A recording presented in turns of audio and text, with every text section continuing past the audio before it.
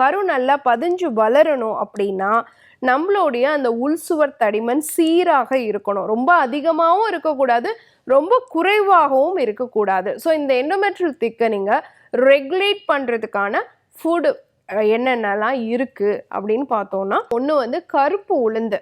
நம்மளுடைய மரபு உணவுகளில் ஒன்றாக சொல்லக்கூடியது கருப்பு உளுந்து. இப்போ ஏஜ் அட்டன் பண்ணிட்டோம் அப்படின்னு சொன்னாலே முதல் உணவாக கொடுக்கக்கூடியது வந்து இந்த உளுந்தங்களி தான். இதில் வந்து நல்லெண்ணெய் சேர்த்துருப்பாங்க, கருப்பட்டை சேர்த்துருப்பாங்க. இப்போது இதை எப்போ கொடுக்குறாங்கன்னு பார்த்தீங்கன்னா, நல்லா கவனித்து பார்த்தோன்னா அந்த பீரியட்ஸ் டைமில் மட்டும்தான் கொடுக்குறாங்க. பீரியட்ஸ் ஆனால் முதல் 7 நாளில் தான் கொடுக்குறாங்க.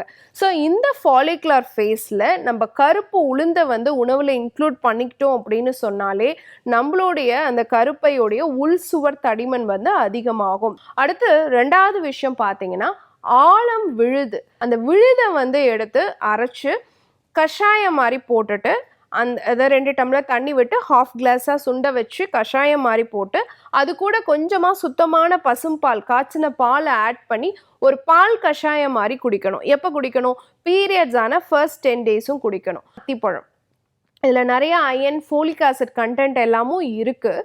இது வந்து எண்டோமெட்ரியல் திக்கனிங்கை வந்து இன்க்ரீஸ் பண்ணுது. எப்படின்னா, ஈஸ்ட்ரோஜன் ஹார்மோனை அதிகரிக்கக்கூடிய தன்மை வந்து அத்திப்பழத்துக்கு இருக்குது. ஸோ பீரியட்ஸ் ஆன ஃபஸ்ட்டு டேலேருந்து கணக்கு வச்சு ஒரு 10 டேஸ் வரைக்குமே ரெகுலராக காலையில் 2 அத்திப்பழம் வீதம் இரவு ஊற வச்சு காலையில் கண்டிப்பாக நம்ம சாப்பிட்டு வரலாம். அடுத்து பார்த்தோம் அப்படின்னு சொன்னால் மாதுளம் பழம். இப்போ மாதுளை அப்படிங்கிறது வந்து ஃபோலிக் ஆசிட் அதிகமாக இருக்கக்கூடியது, விட்டமின் இ, அயன் சத்தெல்லாம் அதிகமாக இருக்கக்கூடியது. அதே மாதிரி ஆந்தோசயனின் அப்படிங்கிற நிறமி அதில் இருக்குது. அதனால் நிறைய நோய் தொற்று கிருமிகள் வராமல் தடுக்கிறது, நோய் எதிர்ப்பு ஆற்றலை அதிகப்படுத்துறது, ஆன்டி ஆக்சிடென்ட் தன்மை உடையதாக இருக்கிறது. இது மாதிரி பல நற்குணங்கள் வந்து மாதுளம் பழத்துக்கு இருக்குது. குறிப்பாக கருமுட்டை வளர்ச்சியை சீர்படுத்தி கருமுட்டை சரியான நேரத்துக்கு வெடித்து வளரக்கூடிய தன்மையும் அதிகப்படுத்தி அதே மாதிரி கருப்பையுடைய உள்சுவர் தடிமனையும் சீர்படுத்தக்கூடிய தன்மை வந்து மாதுளம் பழத்துக்கு இருக்கு. அடுத்து லாஸ்டா பார்த்தோம் அப்படின்னு சொன்னா கருப்பு திராட்சை.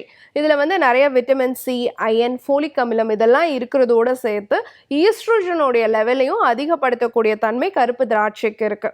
ஸோ காலையில நேரம் வந்து ஒரு 15-20 கருப்பு திராட்சையை வந்து ஊற வச்சு இரவு நேரம் வந்து அதை நல்லா ஸ்மாஷ் பண்ணிட்டு லைட்டாக ஹீட் பண்ணி நைட்டு படுக்க போகும்பொழுது அதை குடிச்சிட்டு படுத்துடலாம். இது குடிக்கும் பொழுது ஒன்று உங்களுடைய ஈஸ்ட்ரோஜன் லெவல் இன்க்ரீஸ் ஆகி உங்களுடைய ஹார்மோன் லெவல் எல்லாம் சீர்படுத்தப்பட்டு எண்டோமெட்ரியல் திக்கனிங் வந்து இன்க்ரீஸ் ஆகும்.